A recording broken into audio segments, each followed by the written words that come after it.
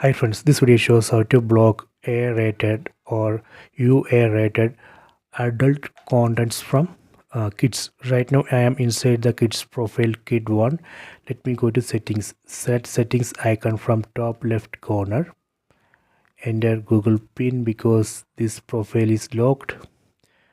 Now you are seeing kids profile settings. Go down, select content restrictions.